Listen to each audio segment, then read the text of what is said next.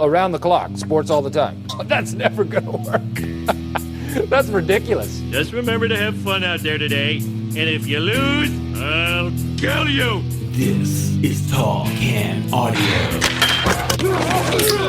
Seriously, this thing is going to be a cultural disaster.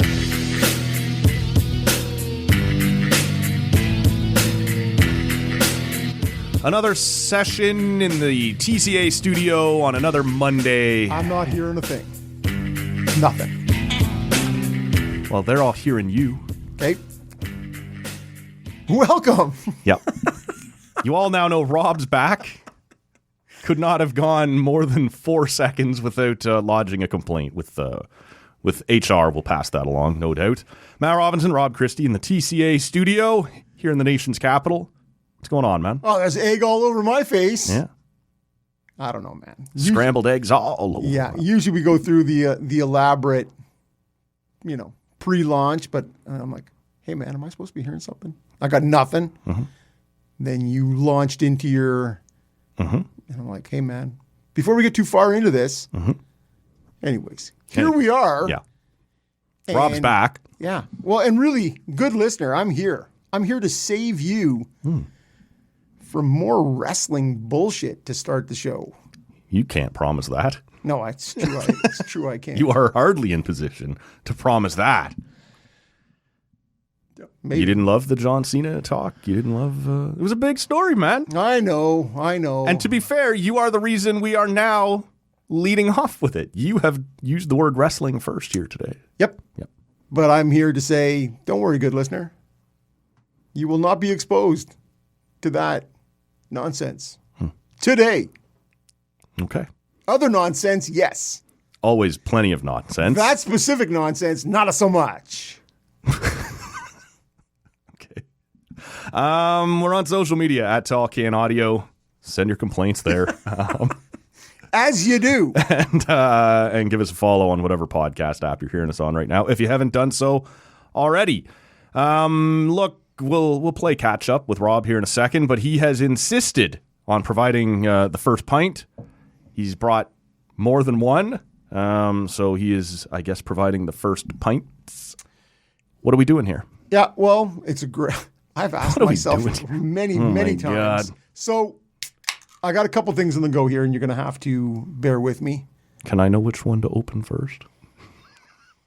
Well, you can open whichever one you want. I'd like you to open... I am pouring the smaller one. The wee fella? Yeah. Okay. I'm going to pour him in. I will do the same. So that will give you an idea, likely of what that's going. Man, you can smell that. I'm interested in how that's all going to shake loose. Smells like tar. Well, we're going to see. And then... Oh, my God. We're going two at a time here? Yeah. Yeah, You can do whatever you want to do with the tall one. I want to start with the tall one because... You just instructed me to open the little one. Yeah, I've opened both. I wanted to pour the little one. All right. Yep. Okay. It's going to sit there, and it's going to nicely... We're we're back. It's unscripted, and it's real. Yep. That's what this is. Okay. So, just like wrestling. Yeah, very much. So I've cracked, and I'm going to take the first sip on the tall one. Okay. So the tall one is from Dominion City, something they launched a couple of weeks ago, just after you left, I believe. I did receive the email blast. Yeah. This is the Glorious and Free. Glorious! All Canadian ingredients. Their IPA coming in at 6.5%. So I thought with the first show back, I got a couple of these just for us. Just with this in mind. Oh. So I got the email blast too. I didn't have time to acquire it before I was leaving town, but they did announce this is a partnership with a bunch of breweries across Canada. One of the other ones that is going to be brewing this, or is already, was the Town Brewing Company down in Whitby. I thought maybe I could make that happen. Grab a couple things from a place I don't get to all that often, and grab a couple of these. From there. And their website was pissing me off, and then they didn't even have this listed, and then their delivery was all, and I kind of threw up the double birds, and I'll go elsewhere. Double guns! Well, yeah, and you know what, and I thought when I got back, I would take care of this, but someone has thoughtfully beat me to the punch. So I find it to be okay. Okay. Up front, it comes in at an IPA 6.5. I'm just not sure what exactly it's supposed to be. Right. It's supposed to be Canadian. Just a little bland. Yeah. Little. Well, it has a bit of that. It's sort of, not sure. Not sure. I'm going to let it sit with me for a bit. But I thought it's got the nice boxing beaver on the front of it. Yeah. Like Canada. They got a bunch We of love our beaver. Yeah, we love our Canada, we love our beaver. They have a bunch of merch too that they're actually selling quite quickly. Yeah? I'm not sure I want a boxing beaver, but What's wrong with you? I do like because I like anyways. It's less combative. I don't want to be punched when I get there. Exactly. I do like the Dominion City stuff. Yeah. Great logo. So to me, I'd like to have a little bit of Dominion City merch in my go-to. I could do a T-shirt. I'm just I'm not sure. Okay. Anyways, the other guy that you've already opened. Yeah. So have you had a pull on that yet? Just a little one. Just like the stocking before the Christmas gift. Yeah. So what do you think of that? It's thick. It's I'm gonna take another pull. Well, because I'm only interested because this is also a collab.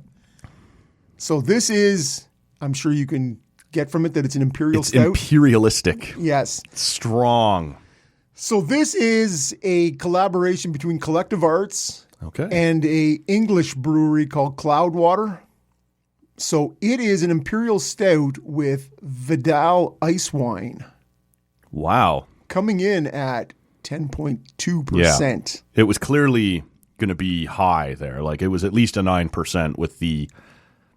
We say sometimes, it's nice when it doesn't have the boozy. This is boozy. Yeah. Well, to me, right away, as soon as I poured it, you're getting a little bit of that wine. As it clumps out of the. Clump, like cottage cheese coming out of my. No, not like that at all. But it certainly had. I haven't had a pull on it yet, but you certainly got. There's zero head on it now. It's dark, but it certainly had that sort of bouquet of wine. See, it has more for me that sniff for sure. I'm not getting. Maybe mid palate, but right up front, you're getting that kind of boozy, that very almost like black licorice kind of that you would expect out of an Imperial Stout. Honestly, no, not maybe a little bit mid palate, but I'm not getting kind of the wine thing from it really. Well, see, I'm not getting any wine in the taste. Yeah, it was strictly in the as I stuck my nose into it, and I only get a little boozy on the finish. Yeah, it has that kind of hang around. Yeah, it finishes with a bit of the booziness, but to me, up front, it does have a full mouth feel. Would you agree with that? I would, yes. It's sort of because I don't take small sips. Yeah, neither do I. Because if you're going to get it in you. Let's go. Yeah, and you sort of, it's got that. It leaves a little. Hey, you will remember me. Still here. Yeah. so there is a bit of that in the mouth too. So we had been talking about wine and beer, like the combos. And when this came in on my delivery, I'm like, you know what? I can't drink two of those. So it just turned out the 6.5% IPA and I wanted to couple them together because this is a heavy leadoff hitter. We got an IPA and a 10.2 stout here. Yeah. So the Vidal grape is one that they grow specifically for ice wine, I think. Okay. So and what is ice wine? If you'll forgive my ignorance. Yeah, no. Once again, I am not a huge ice wine fan. I'm not a wine fan, right. Really. We've talked about that. Yeah. But it's where the grape is actually left on the vine, I believe, and it's plucked frozen. Oh, okay. So it's quite literally. Yeah. Yeah. They make it at a cold. That's the extent of my knowledge. Yeah, right. Even if that can be labeled knowledge. I read it on the label. Yeah. Anyways, whatever it is, they pluck them and the grapes are frozen before they're squeezed and all that sort of stuff. And they're traditionally sweeter, and I think they're a little higher in alcohol. Ice wines. That's just what this Imperial Stout needed. Yep. Well, and I think that's probably what's helping. Yes, yeah. Exactly. And so to me, it's funny. I received this probably 3 weeks ago, in my probably my February delivery, maybe my March, my January, doesn't matter. Yeah. And I was listening to a YouTube thing on beer production, and it was on porters and the origins of porters and where the stout and porter sort of deviated. Yeah. And one of the beers they were drinking was, and I believe it's Manchester, Northern England anyways, Cloudwater Brewing, which I'd never heard of before. And then it's one of those things where you have it in your fridge and you're like, huh. So they were drinking a porter from Cloudwater at the time. So here we go. I, in case you missed it, good listener, did 3 episodes post-trade deadline. Had 2 porters on those 3 I missed it. Sorry about episodes. That's okay. It was over the weekend. And, Yeah. Some of you will go back and catch up. Some of you won't be bothered. that. Some of you'll get it here today. The first one was the first porter that I'm referring to was from Imperial City down in Sarnia, and it was a chocolate peanut butter, like a Reese cup kind of thing. And our friend there, James Wood, big Sens St. Louis guy? pun creator. No, that's James Mellish, the guy who writes the music. Okay, and, sorry. So James Wood's been in here, and when I posted the picture of the beer, he was giving a serious thumbs down to this chocolate peanut butter porter. And he said, that's just not for me. Like that, I can't get there on these sorts of things. And in fact, what he said to me afterwards was, You suck, the Matt. only, I don't know how I'd fish that out of the pile of replies we get to the show, especially if I'm going to do 3 in 24 hours. The last porter I had was called The Broken Record, and that was done intentionally. 3 episodes of just Matt. I'm back. Maybe sounds a little like a broken record.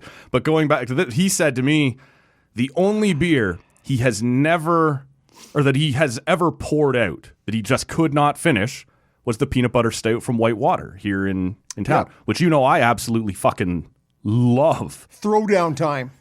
I said that to him. Like, I said, this is deeply troubling to me. Like, this is upsetting that you couldn't even get through it. Like, I get it. If it's not your favorite, you're not going to... That's the only beer you've ever tried that you had to pour out? What is the matter with you, man? And this is a craft beer guy. Yep. A long-time listener. I'm sorry I'm taking a run at you, man. Well, but and Matt's going to a give you bad the take. Haystack Calhoun double-fisted ham smash. let me right get my there. singlet on here, and we'll... coming at you, man. Yeah. And I'm going to make sure there's none of those left in your fridge that might be poured out afterwards. 'Cause Yeah, if you have them, bring them to Matt. those were episodes 14, 93, 94, and 95. What did the Sens do? What did the Leafs do? What did the rest of the league do? All of those came out over the course of the weekend. Before that, 1492, our friend Dean Brown, play-by-play man from the Ottawa Senators, sort of weighed in on where the team is at this point. At that point, I suppose we should say, they had lost a few coming out of the Four Nations and then sort of bounced back here recently. Now, as you and I sit here and talk, there is a New York Rangers Columbus Blue Jackets game happening today. Both of those teams 1 point behind Ottawa. Somebody will leapfrog Ottawa today. So we'll keep that in mind just as we frame the conversation. And we can get in depth on the Sens if you want to do that. But I think we should start with the deadline. As you can tell, 3 episodes over the weekend.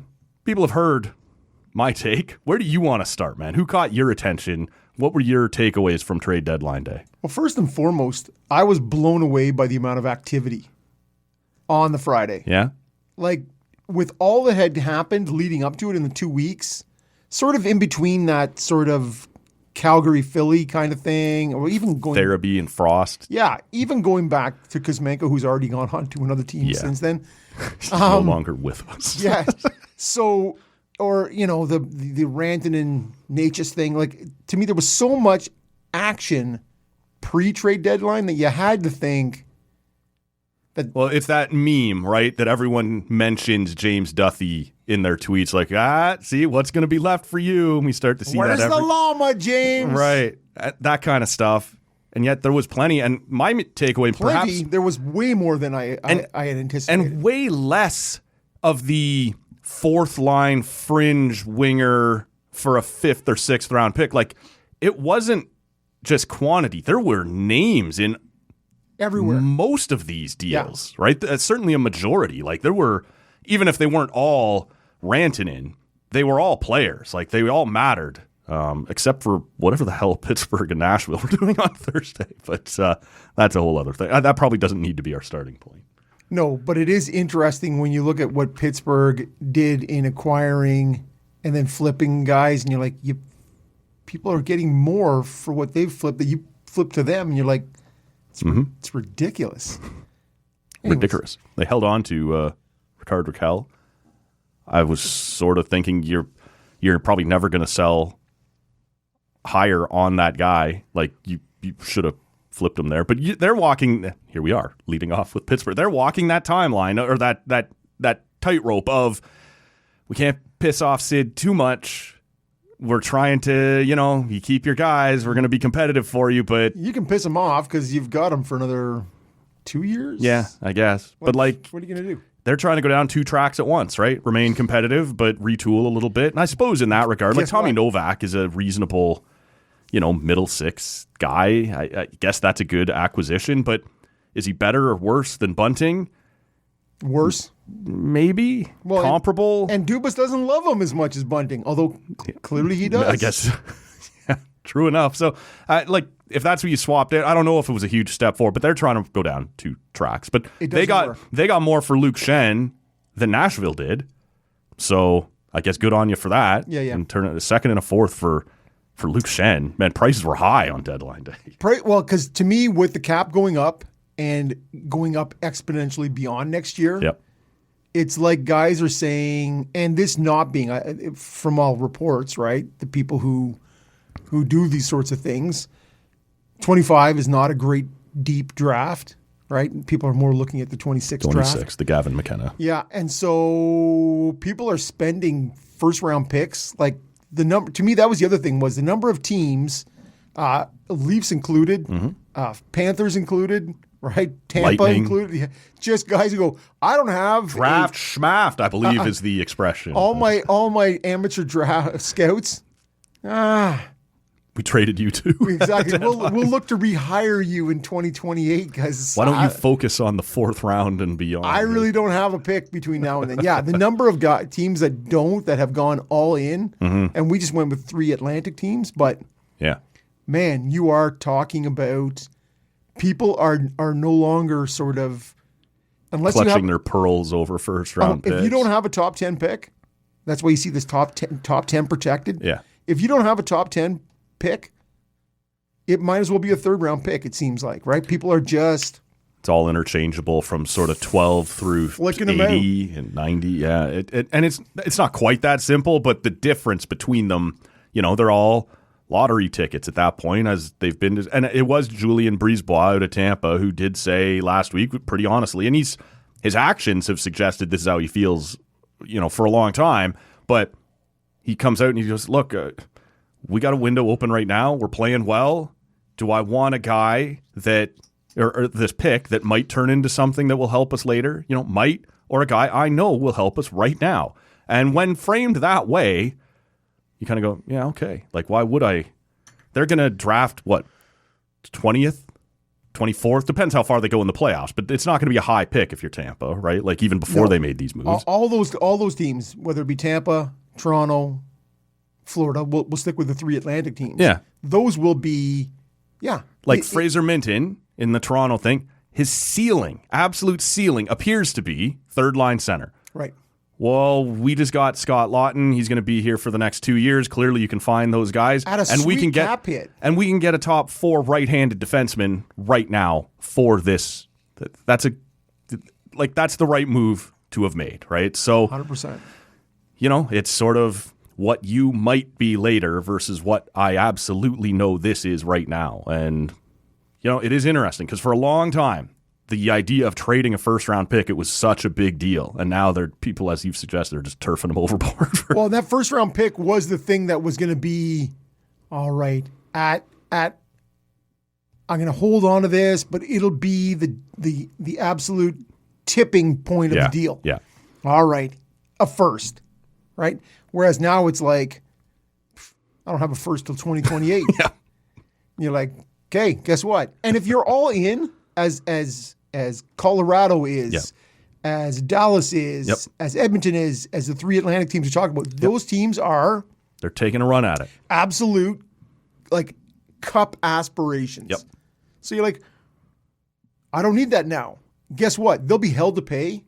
Yeah, you will be where Pittsburgh is at some point, and you won't be, or Chicago, or whatever. Ooh. You will have to pay the piper eventually, but you're trying to postpone that for as long as you can. Yeah, and now just in a sidetrack here, which is not where we really want to go, but if you look at Chicago and you use Chicago as when they slid off of their 3-cup sort of trajectory and they were sort of on the downslide, you hope to, and we'll use the Leafs as a comparison, you know it well, you hope your Kane and your Taves, as the rest of the thing around it has just become decimated due to cap constrictions and all those things, that you sort of go, can we flip you? Right. Right? The Kane and Taves, like they stayed for so long when the team was clearly no longer in contention. I need to flip you now for futures. Well, there really to is help that rebuild. An interesting debate now on what the right way to rebuild or retool is. You look at the Kings, who came down off their, top years, but sort of retooled on the fly. Now, are they good enough to beat Edmonton? 3 years of matchups would suggest no, and they're staring down a fourth. But they have remained competitive. Washington wins the Cup in 2019. They appear to be doing that slide back. They're going to fall out of it.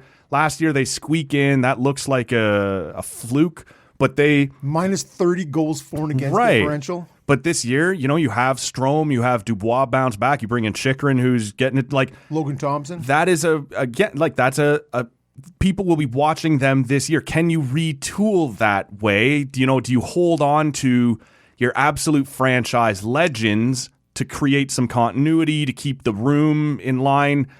Or do you throw it right down to the bones, like Chicago has done and can't get out of, like Buffalo did and cannot get out of, San Jose has done, and Ottawa. They appear, San Jose, for me, maybe it's too soon to say. Too soon. I am less inclined to believe they're going to get stuck in that same mud, but you're right, it is too soon to say. It just looks like there's enough pieces If there. you look, I do not... Zach Ostapchuk maybe be the piece. Noah Gregor. Come on, man. That is a linchpin there. To me, it is buyer beware if you're going to buy into the Washington model. Yeah. And similarly, the LA model. Yeah, but they're looking at, you've flipped out Kemper for Dubois. And as good as Dubois has been this year, dude's got a track record. Yep. Be it in Columbus, be it in Winnipeg, be it in Los Angeles. That's 3 teams. And suddenly you're banking on Logan Thompson and Charlie Lindgren going from fine to great. And does everybody have that? And it's the Mangiapane. It's all Strome. It's everything that they've done where you went, it's the Chychrun thing. And you go Jensen out, Chychrun in. But they kept a skeleton, right? Yep. That's the... Yeah, but you look at, I'm not even sure this Washington model works beyond this year. I'm with you on that. I'm not sold yet. I don't know who they're going to get in the first round. It'll be a Columbus, an Ottawa, a Detroit, something like that. But the other thing because if I'm Ottawa, my only point there being, I don't know who there would be the most likely to knock off what this potentially paper dragon, Washington Capital team is. It might be Ottawa now that but no, that's what it looks like. If Ottawa makes it in the second, that's... I just mean, depending on who's playing them, who's most likely to beat them. If I'm Ottawa, I don't look at them as... I'm not afraid of them. I am not afraid of them. No. Because your alternative is Florida or Fuck Tampa. That, man. I do not want to see... Nobody does, the Florida Panthers. To me, if it comes down to one of those 1 seeds, give me that Washington team. I'm still not sure Ottawa beats them, but they don't scare me. Right. So they have, to me, McClellan has done a good job also with, they got Hudson coming. They have, what's that big dude's name, the Russian guy? Patras? Is it Patras? Oh, Patra's already, that's Matthew Patra at Guelph. He's the Canadian kid who played for the World Junior team. Yeah, no, I'm trying to think of. Well, they have, I don't know what Russian kid you're talking about, but Ryan Leonard will be there this year in the playoffs. Yeah, no, I'm talking about and he's going to be a difference maker right off the hop. Yeah, I'm talking with the guy he's a forward. He's got a younger brother who plays in Windsor as well. Washington has him as well. They have both brothers. Okay. So I'm just, in terms of... Already in the lineup? Yeah. Well, he's got 25 goals this year. So it's Portos or something. Protos. Protos. Yeah. It's what it is. So sounds like a fucking like Marvel movie bad guy. Or so something. the younger brothers in Windsor has 100 points this year. They got him. They got Hudson coming. Lane Hudson's younger brother, Cole. Yeah. And as you say, Ryan Leonard. So to me, they also have young guys coming. But if you want to use the model, which is, I'm going to trade out my sort of suspect pieces for your suspect pieces and go, wow, would you look at this? They all came up aces for you this time. Aces this year. And whereas for Pittsburgh, they came up snake eyes. We kept our franchise legends, and oh my God, we're awful. Now that's goaltending as much as anything. Dubas has made some pretty big mistakes on that, having given Tristan Jarry 5 years at, was it 5.5 or something like that? 5, I think. Just a brutal outcome there. He did go out and get Erik Karlsson. I thought at the time it was worth a shot. If you're doing this, if you're sticking with these Are we guys, doing this? No, we're not, it turns out. Well, So it can go either way, right? Like, Washington and Pittsburgh have tried to do similar things. Everything went right for Washington and everything went wrong for Pittsburgh. And I like the core pieces in Pittsburgh better than I do in Washington. Sure. But yet, it's still no. So it's just a little bit of lightning in a bottle. Yep. Anyways, if you want to double back to your initial question. Sure. How are you? The deadline. Yeah, which was so interesting. And I think when you look at everything and you sort of sort out everything and you sift through it, and there was so much action. Like, to me, between the Rangers and the Avalanche, who they seem to both make like a million sort of depth moves. And I know they got Brock Nelson in Colorado. And I like a lot, and we're going to start right in your wheelhouse. I like a lot of what Toronto did. To me, I like the Scott Laughton at 1.5 with Philly retaining. Yep. And Brandon Carlo, a right shot, stay-at-home guy. Like, to me, they aren't the sexiest pieces that moved. Right. But they are exactly what you needed. Yes. The interesting thing, I like what Toronto did too. I am, as a bit of a pessimist, you may know this about me, Rob, I am a little bit nervous about the fact that Philly, significantly behind Toronto in the standings, wasn't overly confident with Laughton in the middle. Now, at 1.5, I'm happy to have him. I think he can do some things that Toronto needs. But is he about to be Kerfoot, Max Domi, where you can play Yarncroke? You can play him at 3C. He's better suited as a winger. And Philly seemed to think so, and they had lesser aspirations. He's pretty decent on the dot, though, on draws. Yep. So that's certainly where he's going to play and where they're going to give him the start. And I like the move. But if there is a hang-up, it would be that. I loved the Brandon Carlo move. I personally think that in Philly, you needed more from Scott Laughton than Toronto was going to need from Scott Laughton. Yeah. Right? You're asking Scott Laughton to play probably almost up a slot than he will in Toronto. Yes. You're going to ask him to chip in on PK. You're going to ask him to be 200-foot aware, those sorts of things, right? I think he was looked for more in Philly than he will be in Toronto. And the equation has not changed for Toronto in the playoffs. You're going to go as far as the big four 100%. Offensively. Now, and with that being said, Bobby McMahon on pace for over 25. He didn't have that in previous years. Matthew Nyes is on pace for 30. Did you not have Bunting, or did you not, like, it seems like every year it's somebody else who is that Bobby sort McMahon of guy. Bobby McMahon, I think that's reasonable. Matthew Nyes has turned himself into he's a player, though. A real top line guy on pace for 30-ish.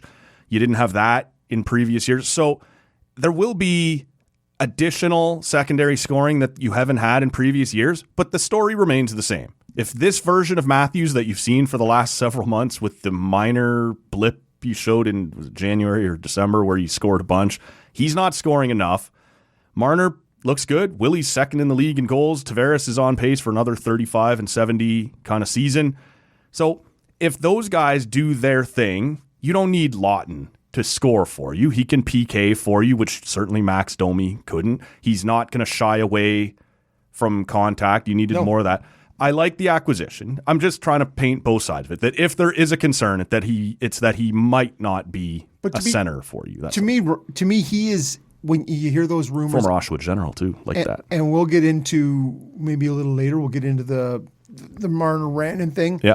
But Toronto did not need another big ticket item. No. And this is the thing, though, that I was going to say was that Toronto made the right moves, made smart moves. And when you saw, what was happening around you and the prices that were being paid, you went ahead and did what you should do. And I wonder, even with that being true, if they may have lost ground in the division. Well, because compared to what Tampa was did, so busy. Compared to what Florida did, I still think you can only do what you can do and what you can afford to do. And I like what Toronto did. But I'm not sure that you, got as much better as the other teams around you did. But to me, if we can look at, again, in a bit of a vacuum here, if we can look at the Atlantic Division, and you look at Tampa and Toronto as the 2-3 seeds at this moment in the division, both kind of with a similar move, right? The Yanni Gourde and Oliver Bjorkstrand. And the Bjorkstrand Rob, moves. not just some of her Bjorkstrand. We need all of her Bjorkstrand. Yes. Good for you, Matt.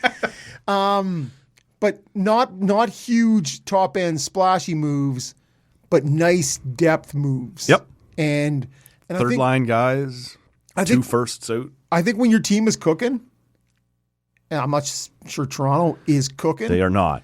But Tampa is cooking. 10-1 or 11-1 in their last. Ottawa was in the front end of that. And Vasilevsky, yeah, that's right. Ottawa was that the first two games back to back. Ottawa, we're going to catch Florida. We're going to catch Toronto. I'm feeling it. We're in third suddenly or fourth or whatever it was. We were in third, and now we're out of the playoffs. But you look at, to me, I think it's super wise if you can accentuate what you already have going here. There's not a huge ruffling or big waves made by these new acquisitions. No. Whereas staying in Toronto, we've seen when they go too heavy, go out and get 5-6 guys. Last year they had 8 new guys, I think, last year, Toronto. Last year, the year before, but one of those years where they did O'Reilly and Achari and, it was last year where it was, what's his name, Edmondson and Labushkin, and 2 years ago it was Shen. Like, they've made big. Yep. This time it's fewer, but it's more targeted. It's just 3C, top 4 right D, and they got them. So I hate the Leafs. Yeah. I like the moves. Yep. And to me, those two, Tampa, and we can contrast those, and they may be first round opponents, right? If Toronto, wouldn't that be fresh and fun for everybody? I love it. I want to see it, Matt. I want to see it. And so winning to me, this division has never been 100%. And I look at it. It's the opportunity, because you look at amongst all the splashy things, the Marchand, the Seth Jones. You look at Vitek Vanacek comes in. In my debut, shutout, win. Yep. And you're like, fuck you, man. Like, that's the last thing anybody else wants to see, right? Yep. Because to me, Toronto needs to win this division. The analogy I made, on one of the multiple weekend shows was Boston was like, all right, we're not making it.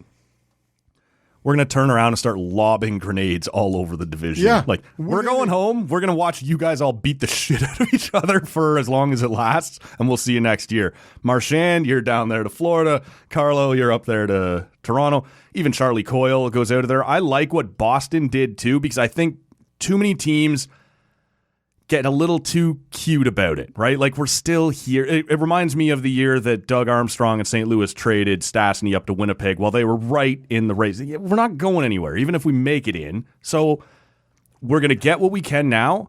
It doesn't preclude them from bringing back Marchand in the summer when temperatures have gone down a little bit. We can still talk about bringing our captain back. But for now, this team isn't good enough. We're not going to pretend we are. So we're going to sell everything for as much as we can. I think more teams should do that. If you're not in it, don't pretend you're in it, and don't, we'll be in the race right till the end. And everybody out the door. See, late last week here on TSN 1200, JR, John Rodenberg, I'd never even heard as of late Thursday or early Friday morning that kind of the Marchand thing had really started to pick up. Yeah. And he said on air Friday morning before anything started to happen, he's like, everybody talks about it, but he's the guy who seems like you could flip him and he would come back. I wondered that too. I don't know that. I don't anything like that. None of us do. No, but like he's a captain. He's a Boston guy, and I think I might have said that over the weekend too. Yeah. As a sort of. I'm only citing him as he said it, but just as a like.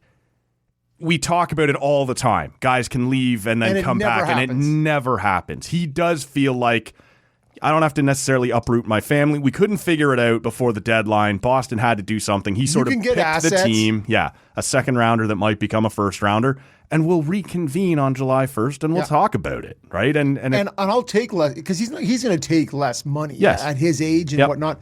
But that is the thing. If you look at jettisoning of assets. Mm-hmm.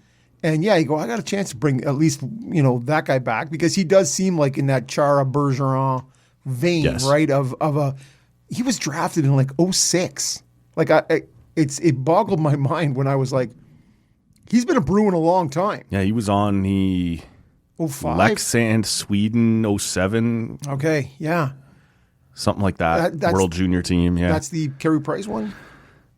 No, it was. He might have been on that team. Yeah. Yeah. So somewhere in that neighborhood. But anyways, that's a long time as a Bruin, and he is to me, he's one of those dyed-in-the-wool Bruin guys. But I think with the Seth Jones, the Vanacek, the Marchand, like the volume of stuff that Florida did, they did a lot. And what'll be interesting to see is when you bring in not just names, but you're bringing in a bunch of different players that you have to make room for, like a Seth Jones and a Marchand. Well, these are big personalities too, like not just quantity. Yes. And so I'm saying they are not depth acquisitions. No. And I'm not as high on Jones as a lot of people are. At $7 million, I'm more comfortable with it than at 9.5. Yep. But I liked that deal for Chicago a lot. You got a first-round pick. Look, just anything to get rid of that contract because he also had become a problem. Like I want out. And then after that, he starts shit-talking. Like after you've requested a trade, you can't be the one. We suck. We're not any better than we were on day. Like you can't be a problem. He forced his way out of town. I think that's douchey. And not only do they get out from under that contract mostly and get a first for it, but you also get, look, Spencer Knight, he's getting up there a little bit, but he's been through some things, right? He's had some personal issues. Yeah. And goalies are a different breed. Late 20s before you ever figure out what you got there. So you now have a guy who fits more in the timeline of what you're trying to do. And the fact that you got him and a first and got out from under that contract, I thought that was a really nice piece of business for Chicago. 100%. Yeah. I totally agree. And so, and everything about Spencer Knight was, when he came up and through, was, he's going to be a future Vezina candidate. Yeah, it was him and Askarov, right? That were sort of in line coming in together, and both of them have taken a while to get there. I do wonder with Florida a little bit how much, like Bobrovsky has been far better lately than how long he's 36. I'm not sure I would have wanted to give up on Knight that quickly, but you're trying to win now, as we've talked about. To me, you are, and with a team that is void of first-round picks. Yes. Right? You are looking at, what do I have that I can win now? I have Vivek Vanacek. Yeah. Well, but to me, you are looking at, and it'll be interesting because if you look at Tampa, Toronto, and Florida, so as an Ottawa fan, you go, sooner or later, these mofos are going to time out, and they have no draft picks. Well, I said that to Dean Brown last week, that like as a team down the highway cheering for the Blue guys, that Toronto hasn't gotten there yet, but the check engine light is starting to blink. Like they're not as this young, fun group that's going to be a decade of nothing but, unparalleled success. Regular season success. Right. They're all still, young enough that you still feel like they could do it, but there's not as much road out in front of you as there was, and Florida might be even a little ahead of that in terms of the ages of some of their guys. 100% they are. Because they were already at a spot where Montour went out, and from the Cup winner, Tarasenko, whatever that's worth. Yep. But in terms of jettisoning guys who... Well, Sam Bennett this summer, we'll see whether they can afford to do that now, right? They've got, Ekblad's almost, it sounds like, he's leaving. Like, doesn't a lot of it sounds like Bennett's the guy who stays and Ekblad's the guy could who be, goes. yeah. Right, but Ekblad's a guy with a lot of miles. Like he's got a guy. Yeah, that's a guy who you are constantly bringing him in to fix this or fix that. Like he's always up on the hoist for some reason. I want to talk about Colorado for a second. I wanted to talk about Dallas. Well, we will. Okay. But I said it first. Yeah, and you are the guy running the board on the other side of the table. So you know what, Matt? Yeah. Let's talk about Colorado. Because I said when they made that move, getting rid of Rantanen, I guess it was about 6 weeks ago now, that they clearly were trying to be a little less top heavy and a little deeper. So you bring back Natchez and you bring back a third line center in Jack Drury. And are you as good? No, but you have opened up room to do other things. And I wanted to wait and see what that puzzle looked like. Oh, you let go a top 5 winger. Yep. Who would eventually sign in Dallas for roughly what he didn't sign with you for. So we can get into the whole thing when we get to the Dallas part of this as well. Yep. But at the time, they sort of then sat there for 5 weeks or so, and you're like, if that was it, this was not a wise decision. But at the end of the day, with the roster spaces, with the cap room, they end up going out. They trade Brock Nelson for Cal Ritchie, currently playing 1C for your Oshawa Generals. Not my Oshawa Generals. Whoop. And a first-round pick and some other stuff, conditional third. Yeah. Oliver Shillington, who they immediately flipped to, I believe, L.A., somewhere in California.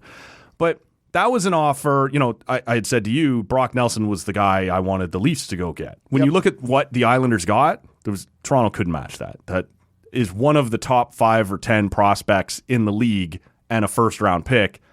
Toronto wasn't going to be able to do that. So they get Brock Nelson. You're like, I like that a lot more than Middlestat and McKinnon up the middle, and now Middlestat will be at 3C. They go, nope, Middlestat out the door for Charlie Coyle, and that now is beautiful as a 3C defensive zone faceoffs, physical guy. They also bring in Ryan Lindgren, who had become a bit of a disaster on the top pair in New York with Adam Fox. They've got a pretty good top pair already in Colorado. Yeah. You will now play on their second pair. Yeah. I love what Colorado did. And right up until deadline day, and this is why I like what Colorado did, because they made me eventually look like I might have known what I was talking about, where for 5 weeks I looked really, really stupid. So thank you for pulling my opinion out of the fire, I'll say, to the Colorado Avalanche. They become a little less top heavy. They don't have quite the talent that they did with Rantanen, but that depth now, up the middle, McKinnon, Nelson, Coyle, and Drury, who was going to be your 3C, now at 4C. Where's my boy Parker Kelly? It looks really good who for was them. 3C just like in the first half like of the season. 8 weeks ago, yeah. Yes. So I don't know if it'll be good enough, because that Central Division playoff is going to be Animals. every bit as wild, probably more so than the Atlantic. How about the first round of maybe you mentioned Dallas, our boy Colorado? Yep.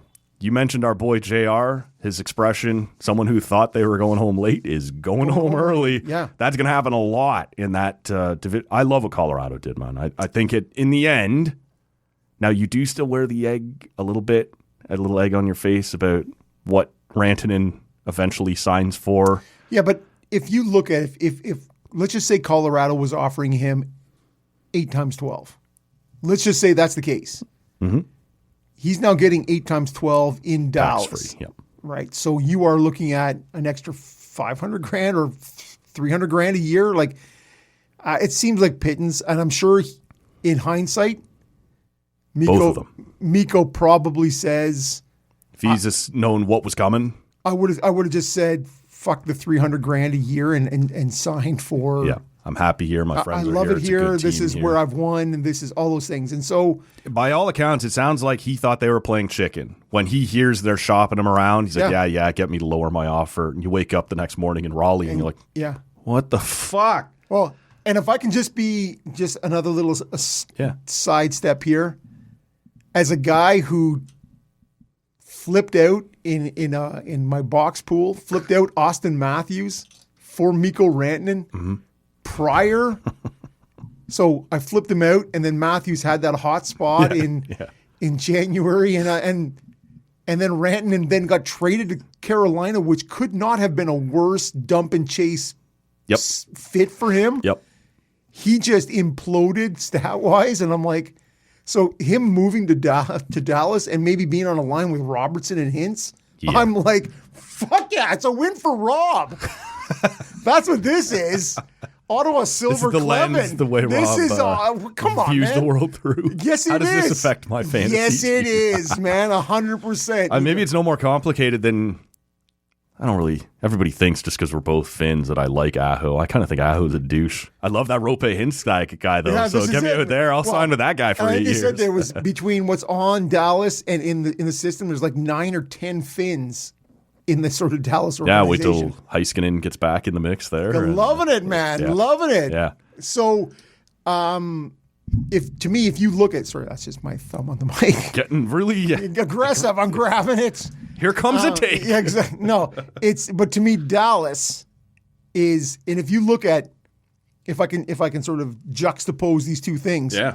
Winnipeg, who brought in Shen and Brandon Tanev. Brandon Tanev. So to me, what they've done is more subtle, more in the Leaf vein. They remind me very much of the Leafs. Like we went and did the things we needed to do, but oh my God, the ground shifted underneath us, right? This division is not what it was when we made that plan. See, I think they're 8 points in front of. Yeah, no, they're going to be fine. And there's enough there to coast to the finish line. But if you would have looked at in terms of, they were really looking at that 2C, that Nemestikov spot, right? And if they could have fixed that, which they did not. No. Like Tanev is closer to Lowry, right, as another number 3. Well, and you have that beautiful third line already. It's a very many people are saying it's the most beautiful. Sorry, one way or another, it's going to happen. We will have it one way or another. Yes, that's good, Matt. Our number 2C is in Greenland. Yeah, you keep working on that, Matt. He may be in Newfoundland. I'm not sure, Labrador, but it's close. It's up there somewhere. Yeah, by the end of this year, Trump will be excellent. Yes. You throw me, but it's very difficult when you go, I have a very distinct 1C and I have a very distinct 3C. The 2C is a very difficult thing to acquire, right? They, by all accounts, were also big in on Brock Nelson, and he would have fit that spot far better for as them. a War Road, Minnesota guy, which is essentially, you're almost Canadian. Yeah. You're right there. Like it seems like a match made in heaven, right? He's just like, they feel like, to me, these deals, these trades are so much more important to Winnipeg because you can't get them to come any other way, right? Hello, Ottawa. You better make a smart trade, and you better, because Brock Nelson's not signing there as a free agent. Maybe if you bring him in for a few months after the deadline, go on a nice run, you can make some friendships, the friends we made along the way, talk him into staying. I have no friends. But he's not coming any other way. So they needed, just Tanev's a nice piece. You already had that piece in Lowry. Right. And so to me, there's a little bit of redundancy there. And a second and a fourth is an awful lot for Shen. But to me, you have added more grit and size to a team that already brought that. So they are sort of adding a little bit of that playoff sun kiss, right? Like, to me, they are, I like in a much more subtle way what they did. But when you look at the CC, Granlund, Rantanen, what Dallas has done, but I was reading something this morning, and they were talking about the right side of the Dallas defense, which kind of left me feeling wanting is probably when you look at Lyubushkin, Ceci, and Dumba going up the right side of that. 2 of 3 of Morgan Riley's most recent. And you're like, oh, doctor, give me the shot. You're like, that is not like. No. Heiskanen and Lundell better be like. But this is what the cap does, right? Everybody's got a. I know. Everybody's got a spot, right, where they're not all that. If you look at that compelling at that Central Division, and you look at it and you go, okay, Colorado, nice what they've done. Nice. Dallas, big change, adding good pieces. And you go, Winnipeg has done less. And to me, at the end of the day, it comes down to who has the best goalie? Who have the better goal? Who's got the worst goalie in those? Colorado. 100%. Now, Blackwood is better than what they had. Yes. But do you do not have Ottinger or Hellebuck. Well, and Blackwood's got a bit of a Skinner feel to it. Yeah. Well, we should talk about Edmonton because they didn't do a whole lot. Jake Woolman. I like the Woolman stuff. It's a nice pickup, but again, you watch what. And Saturday night looked pretty good. So it's funny, eh? Edmonton played. Sorry, you've had this? I'm into the IPA glorious now. And free. Yeah. What do you think of that? It's glorious and meh. Do you got a little bit of a grassy taste to it or something? There's a little bit of. Let me circle back because I'm not sure I'm loving it. It's got a bit of a. You treacherous, treasonous fuck. It's glorious. It's free. It's fantastic. I love the idea, and I bought them. It is. It's true. So it does have a little bit of a grassy kind. Yeah, I don't know what that is, right? In terms of, it's just sort of has that sort of. I will say this. I'm glad it's you who bought them. Yeah, when I would do it again, I would do it again under the pretenses of what patriotism. Of what I did it for. But it's not awesome. I would not buy more. It's fine. And I'm hoping it's not the all Canadian ingredients. Well, I will say Canada knows how to make beer. I do love my beaver, though. Oh, Canada, we love our beaver. Isolate that for a future. Edmonton, they just played Dallas, which means they've played Mikko Rantanen now 4 times on 3 different teams, which is fairly unusual. They needed help in goal, which is what we said last year. And this idea that, well, Stuart Skinner, when he gets into the playoffs, he's pretty good. He's a money goalie. Pickard played games in the playoffs last year. So early on in the playoffs, he was, I think they call him the embattled goaler.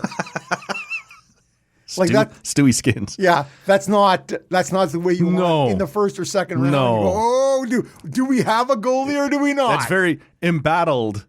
Stuart Skinner is very different than battling Billy Smith. Yes. These are not the same thing. No, they're not. Perth Blue Wing, Billy Smith. So I look at them and the division still seems open. What if doable enough? Vegas. Now it was hilarious. They tweeted out at about 2:45. Hi. Yeah, and with the little eye emojis, like. And Twitter was just like, oh, God. Like, here they come. Because if you remember last year, it was right at the last minute that they did Hurdle. No one even knew that guy was going to move. All of a sudden, he's in Vegas. That division, the Pacific Division, is still, they're going to roll LA again. Then they're going to run into Vegas, and we'll see what happens. But the rest of the conference got better, and Edmonton didn't. And there's a lot of stuff there that doesn't look like it's fit. Like, a lot of people thought Jeff Skinner rolling in there, getting out of Buffalo. There should be a one Skinner maximum. Yeah. Everything's too skinny in here. Yeah, no, one Skinner is good. 2 Skinners, a too phrase much. That has never been used in this studio. No.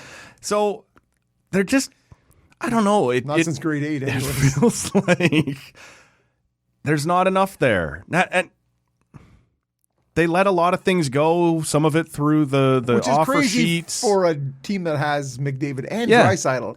Every year you have those guys, you have to be going for it. It just feels, well, if you'll allow me to play around here a little bit with the soundboard, like at some point, Stan Bowman needs to be on the phone talking to somebody. It's 10-3, it's 5-3, it's 2 minutes to 3. Connor bursts in, grabs the phone, and talks to whatever GM's on the other end. And whatever the fuck you have! Send it this way, man. Because that is not fucking good enough. I don't like Edmonton's chances this year. I think they're going down to Vegas probably in the second round, and they're not getting by whoever comes out of the Central. The Central seems like a buzzsaw. Yeah.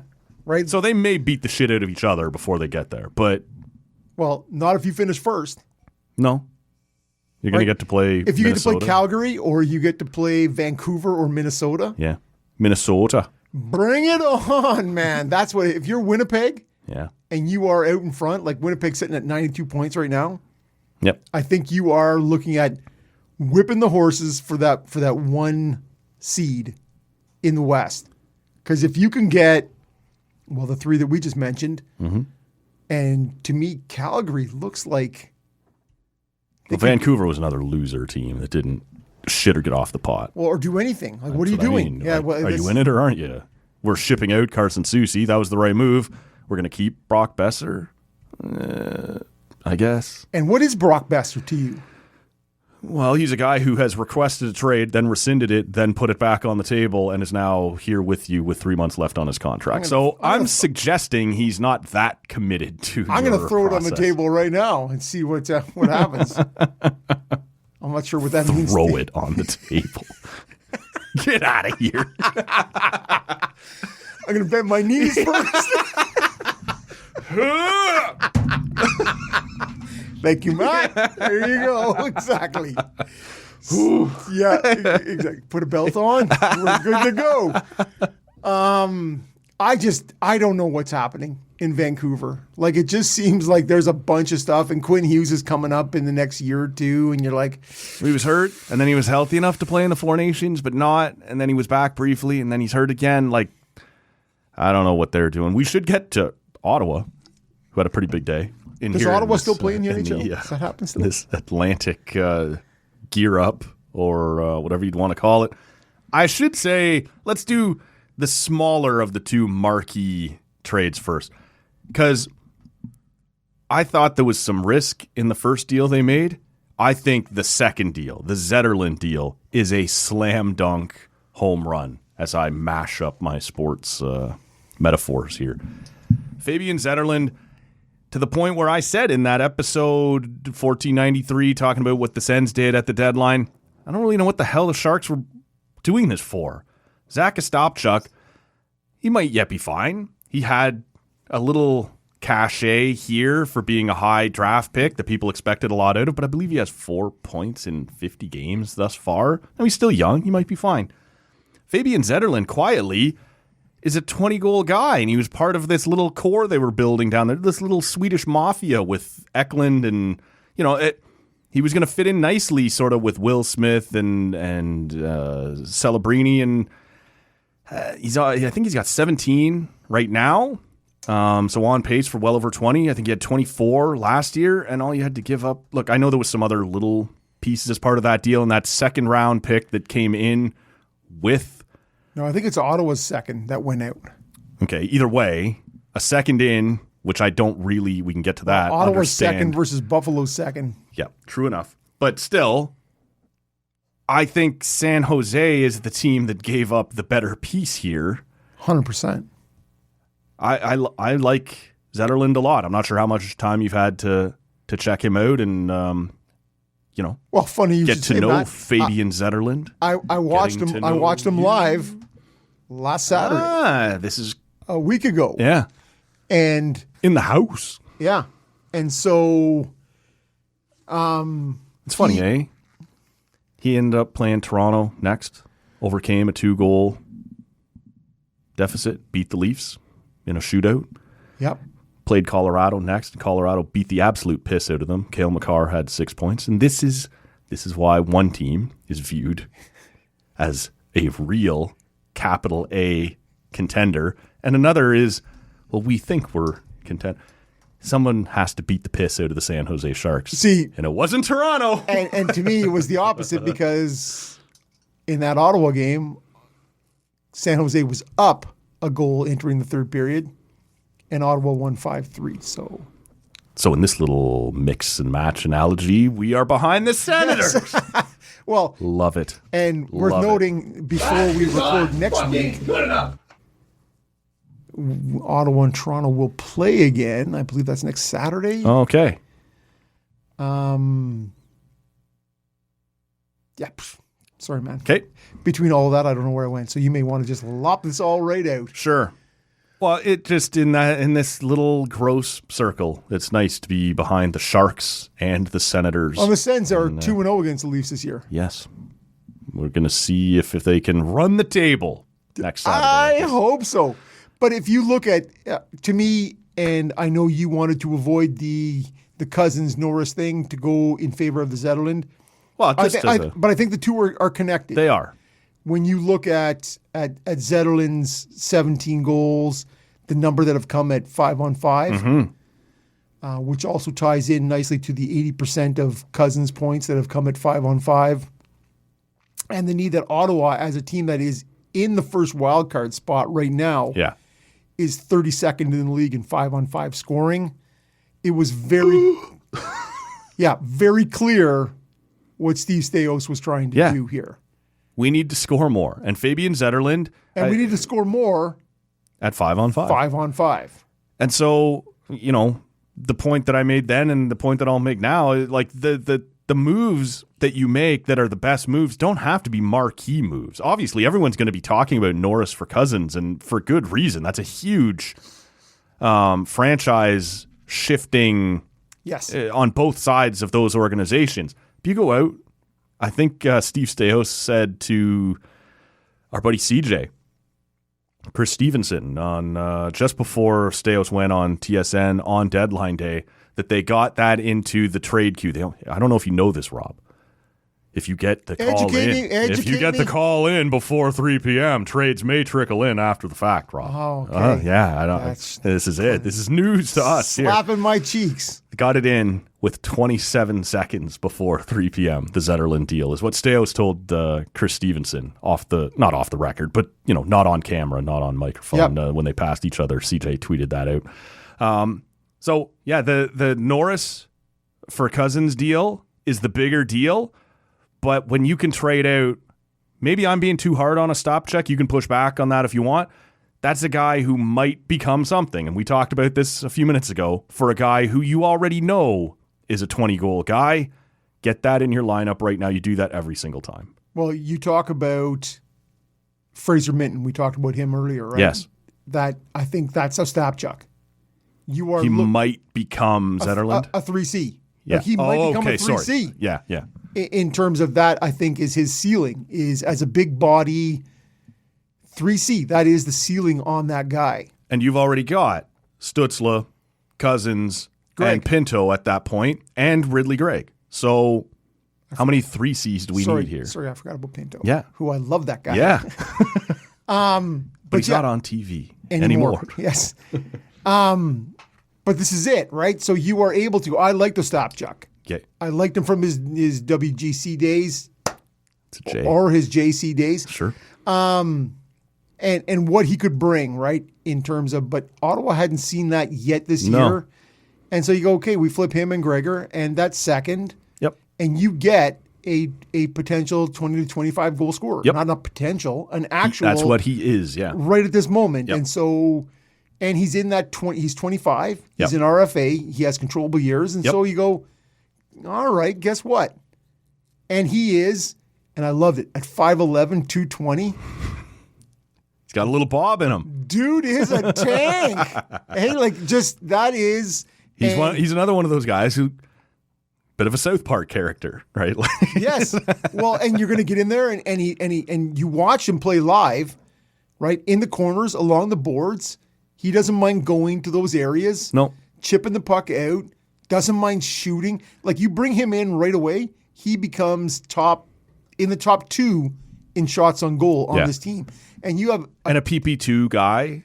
Like 100%, man. That guy will go into the corner, get it out to Pinto, hope that Pinto can hold on to it long enough that he can get to a soft area and get a shot off, right? Well, like that's. But both these guys, to me, you want to have him with.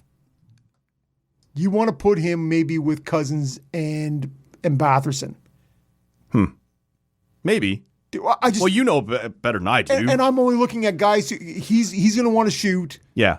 Whereas Cousins is a guy who, at this point, if you know me, I like to spread out the riches a little bit. So if I'm going to do a Stützle, Tkachuk, Giroux top line, I want to do a Batherson, Cousins, Zetterlund line, and then I want to do a Pinto, Gregg, Perron line. See, I guess I'm flipping Perron, and just because I have Batherson on that second line as the shooter, right? Supposedly as the trigger man. So I'll go. But Perron's playing left. Yeah. Who has stated he'd rather play right on his offside. So you could flip it then. Better along the boards. Yeah. Like, just to me. But you already have two shooters there, right? In Cousins and Batherson. Well, see, but. So Pinto could get it to Zetterlund. See, if you just want to contrast Norris and Cousins, so follow me here. Mm-hmm.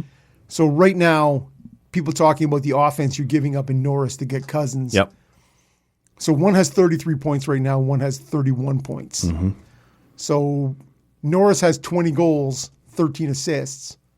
Cousins has 11 goals, 20 assists. Yep. Okay. And so to me, I think what you're going to see is that Cousins is predominantly going to be more on the assist side, more of a dish guy.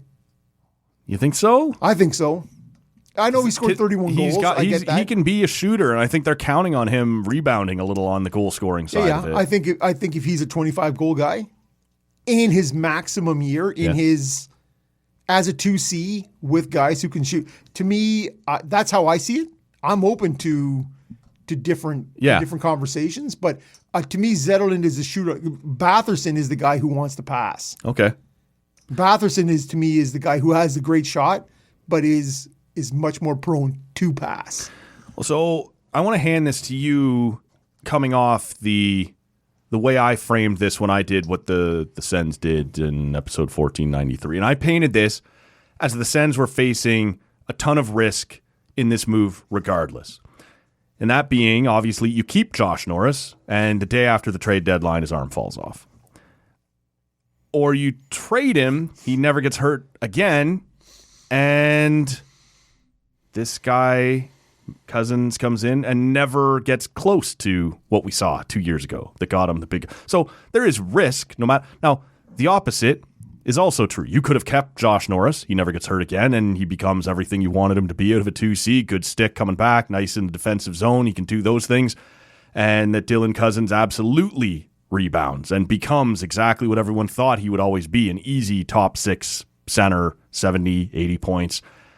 But there was risk here, and it seemed like we're more comfortable with the risk of Dylan Cousins because it's a talent risk. We know he has the talent. We need to help him refine it versus the keep Josh Norris, who we love, who's been here through some shit, and now that things are looking good, we're shipping him out. That's rough. But that's a bit of a time bomb thing, and that arm could fall off again at any time. Anyone who knows anything about shoulder injuries knows that, especially 3x25. Right. That may never come back. So I looked at this as the Sens being forced into choosing between two different risky scenarios. Is that an unfair way to paint it? No, I don't think so, because there absolutely is both of those things. I think the reality is Cousins is a guy who makes, so both of them have exact same term left on the contract, 5 years. Yep. One at 7.1 and one at 7.9. Yep. So and Cousins also a year younger. So 2 years younger. Okay. So Cousins is a February birthday and Norris is a May. Right, okay. So it's essentially 21 months between the two. Right. What you need to know is, so in two possible NHL seasons longer, Norris has played essentially a season and a quarter less. Yeah. So what you are looking at is Cousins playing essentially 98% of every NHL season that he's been in versus the vast and many injuries that Norris has had. So I think people are looking at this discrepancy that the upper side of Norris's offensive talents, he has a higher probably goal scoring sort of ceiling. Sure. But the reality is he had a 35 goal season, but he only had 23 assists. Right. You're still talking about a 60-point guy in a 35-goal season. Yep. Whereas Cousins, you're still looking at probably a 60-point, 60-plus, generously. Yep. But you are looking at he is much more willing to go along the boards, get in the corners, go to the blue paint than Norris ever was. Norris is going to score Sweet one-timers. Exactly. On the power play, on that nice shot. Whereas Cousins is a more complete, already at 2 years younger. Yeah. Fuller 200-foot game. Create a little more for himself. This is it. And be along the boards in the greasier spots and essentially ending up in the same spot. Because I think Norris is likely to get you more goals, but not more assists. What about the idea of shaking up these cores? Is there anything to that? Like when I look at it as, we can talk about the player for player and the differences between them. I get Buffalo, right? Buffalo has got this young group and it's not working. It's not coming together. And at some point you got to get in there and go and get over we got all this young talent. If we just give them some time, it's not happening. So they need to pull something out of there. And the only way you get to do that is for something else risky, right? Is it the same in Ottawa where you're sort of like, it looks like they're taking a step and they're in the battle now, but we're looking higher than that. It's got to be better than that. Like, is there a bit of a message to be sent here? 100%. Yeah. Like, this has to be more. We're happy we're turning the corner, but at this point, it has to be better than this, and we're shaking it up a little. Well, and so just to set the picture for you, so we have a gym at work. That's where I do all my working. I'm in the middle of get that sweet Bob bod of a Friday, and so it's Finish Hard Friday, man. You're giving her. And some people call that phone it in Friday. Oh man, I see. Well, to get this, not everybody can look like to get this shrine. And so my way better half comes in and goes, "Hey, you want the news?" And I'm like, "What do you got?" And so she says, "We're going to my in-laws or your in-laws for dinner." And you're like, oh, "Which one?" Yeah. Anyways, love them all. Varying degrees. So anyways, she's like, Josh Norris traded to Buffalo, and I'm like, JJ Peterka. Yeah. Make it, please. And then it was Cousins and Gilbert, and I'm like, what the fuck? And so my initial reaction was not positive. Yeah. And so then you start to think about salary, because the Zetterlund thing doesn't happen if you don't have the contrast in the Norris Cousins salary, right? So I start to think about it, and so once my initial jonesing for JJ Peterka, we all do from time to time. For sure, man. But you sort of go, okay, all right, and you start to work at it, and you go, he's younger, he is healthier, he plays every game. Yep. These sorts of things, and you start to work it around in your head. And so by the end of the workout, I'm like, okay, you know what? I'm feeling. Well, and how about just the history of guys who have left Buffalo and suddenly, I'm a Conn Smythe Trophy winning Ryan O'Reilly. I'm a 50-goal Sam Reinhart. Get me the hell out of this locker room. And Jack Eichel. Jack Eichel is, yeah. So yes. I think that's probably grandiose, but what we are talking about is, and you've already mentioned it, is the ability, right? Is the availability, which is, can I be in the lineup every day? And every time Josh Norris takes a hit, cringe. And so I looked at it, and I think I've said it on this podcast.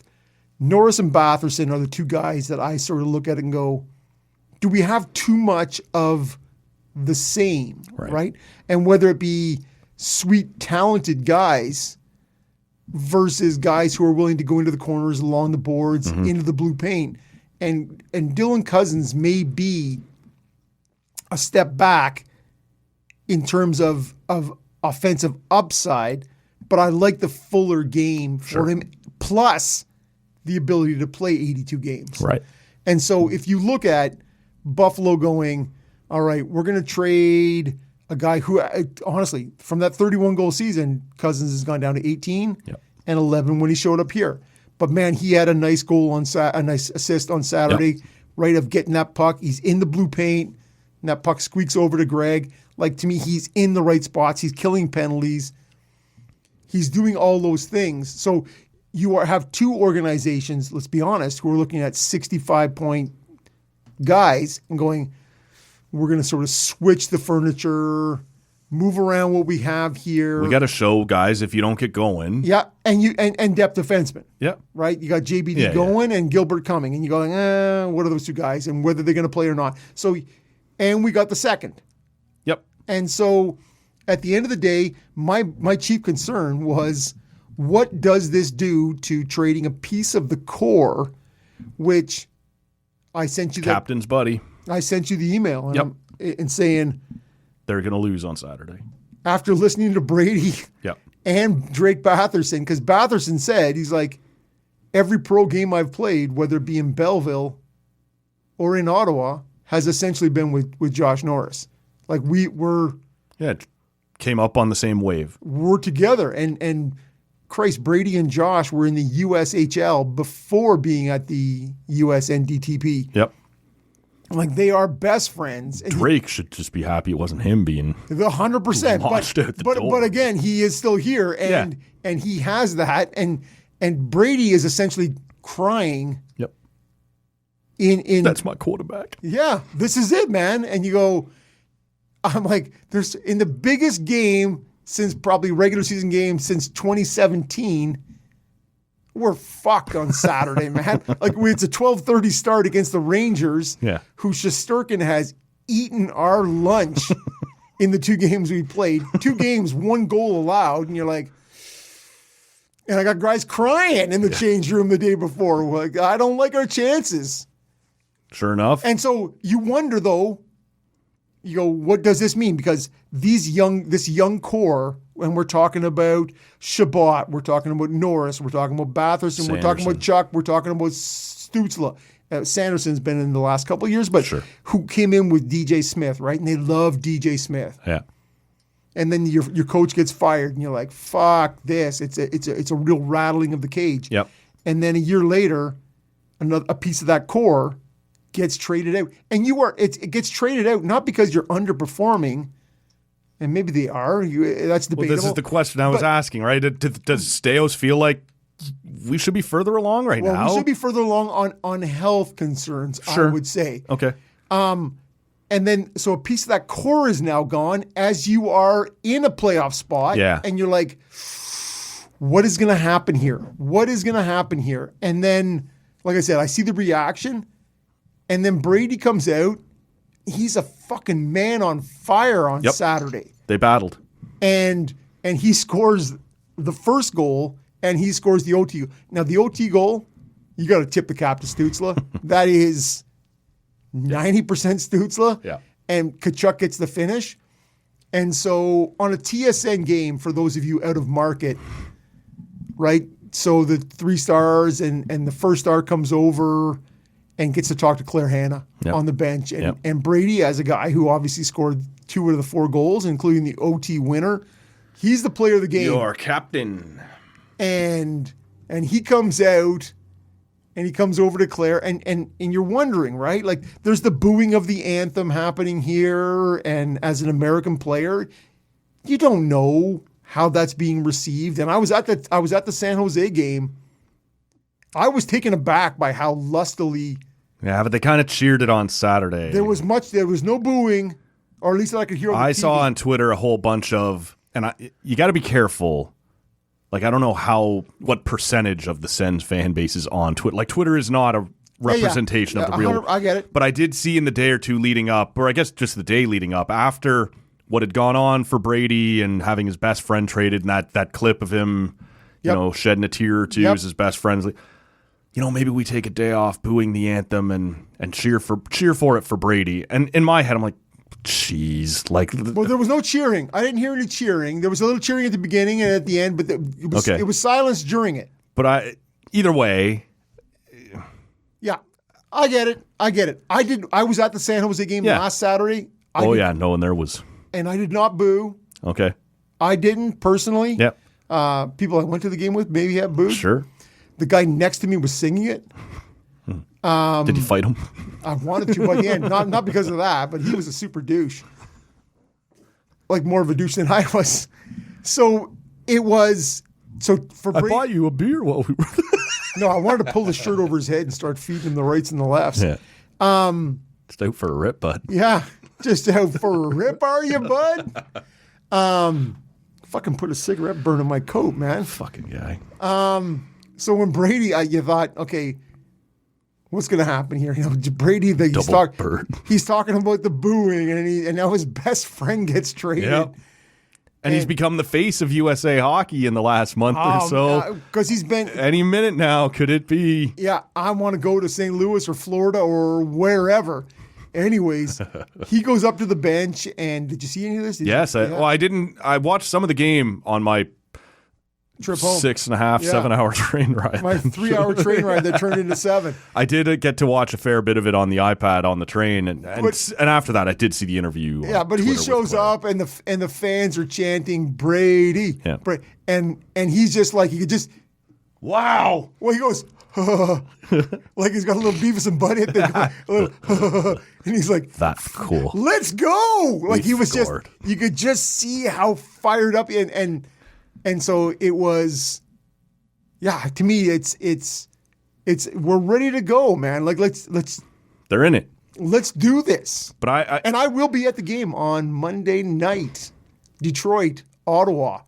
I will be in attendance, and I will be cheering lustily for my Ottawa Senators and Dylan Cousins, number 24. Your national anthem.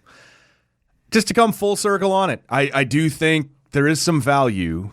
If you think that Cousins can be at least as good or as good and different than North, you have shaken up this group a little bit. And I think Buffalo probably needed that element more, but Ottawa, like, this is the year where they're turning the corner, and yet it's life and death to get there. Then we need to change something, and we need to tell the group, you're next if you don't get going, right? Well, and we need more. The expectations have to be more, and it needs to be, to me, the 5-on-5 play, which means it's okay that as a talented player I can score 5-on-4, right? What can I do when it's just mano a mano, right? Like when it's tight and when it's game 6 in a playoff series and they're not calling shit. This is it. Can you go or not? This is it. Yeah. And so when the grind begins, what do we got? And that needed to change. And I think this was the first shot. And if I'm Drake Batherson, I'm looking around going, okay, I'll get that. All right. I'll see what I can do. Yeah. We'll see if Josh Norris in Buffalo becomes better. Number 13. Becomes better than Nick Suzuki. Let's take a break here, grab a beer. We'll circle back on one or two other things on the trade deadline. There's always shit to talk about, man. We'll be back. I come from the land of the polite, where shit's covered in ice. So when I'm down in the States, they're like, you're too fucking nice. Like, yeah, we got manners, but fucking buddies still fight and fucking swear and fucking drink all night. Like this one time, me and fucking Buddy are out having a dart, and fucking Buddy burns a hole in my coat, and I was like, fuck Bud, because the coat was pretty new, right? And he's like, fuck you. So I put his head in a snowbank and just started fucking feeding him the right left, like fucking boom, boom, boom. Got enough yet? And he's like, okay, fuck, chill out, shit. So I pulled him out of the snow and we went out for a rip. Yeah.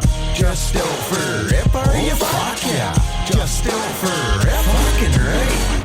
Just out for a rip, are you? Fuck yeah. Just out for a rip. Fucking right.